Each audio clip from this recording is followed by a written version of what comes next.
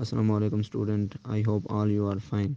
Student, بہت سی مصروفیات کی وجہ سے میں نے لیکچر سٹارٹ نہیں کیا تھا۔ لیکچر نمبر 4 تک تو ہم چلے تھے، لیکن آگے لیکچر نمبر 5 میں نے پرووائڈ نہیں کیا تھا۔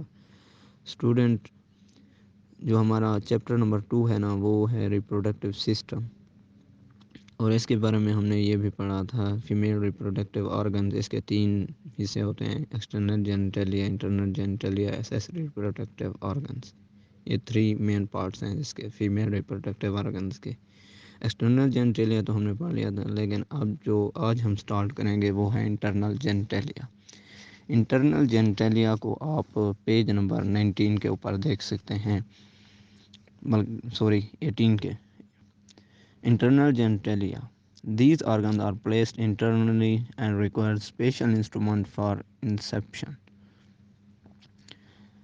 یہ جو آرگنز ہوتا ہے انٹرنل جینیٹلیا، یہ اندرونی طور پر یعنی کہ پایا جاتا ہے، اور اس کو ہم اگر اس کا معائنہ کرتے ہیں تو اس کے لیے ہمیں خاص قسم کے انسٹرومنٹ چاہیے ہوتے ہیں۔ All these organs are listed and described as follows. نیچے اس نے نام ان کے دے دیے ہیں جو انٹرنل جینیٹلیا ہیں: وجینا، دا یوٹرس، فلوپین ٹیوبس، دا اووریز۔ وجینا جو ہوتا ہے اس کو ہم اردو میں اندام نہانی کہتے ہیں۔ دا یوٹرس بچے دانی ہوگی، فلوپین ٹیوبس یہ ایک ٹیوب ہوتے ہیں، دا اووریز جس کو ہم ایگز وغیرہ بھی کہتے ہیں۔ اب ہم وجینا کو تھوڑا سا ڈیٹیل میں پڑھتے ہیں۔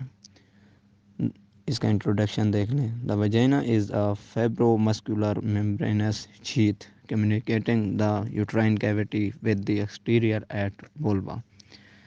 وجینا ایک فیبرو مسکولر ممبرین شیتھ ہے جس کا رابطہ یوٹرائن کیویٹی کے ساتھ ہوتا ہے، وہ بھی with the exterior at vulva۔ Exterior کہتے ہیں بیرونی۔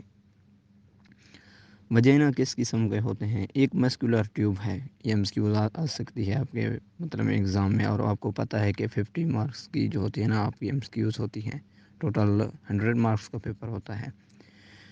وجینا کس قسم کی ہوتی ہے؟ ایک مسکولر ٹیوب ہے، ممبرین والی مسکولر ٹیوب ہے، اور یہ جو ہے مشتمل ہوتی ہے آپ کی special type of stratified epithelial tissue. Stratified epithelial tissue وہ ہوتے ہیں جہاں پر ایک سے زیادہ سیلز کی تہیں مشتمل ہوتی ہیں، اور well supplied with blood vessels, اور ان کو نا مطلب بلڈ ویسلز کے ذریعے خوراک پہنچائی جاتی ہے، اینڈ نروز، اور نروز ہوتی ہیں۔ نروز تو آپ جانتے ہیں نا، جن کے میسج دینے کا جو پروسیجر ہوتا ہے، امپلس وغیرہ آتی ہیں۔ وجینا ہیز نو گلینڈ۔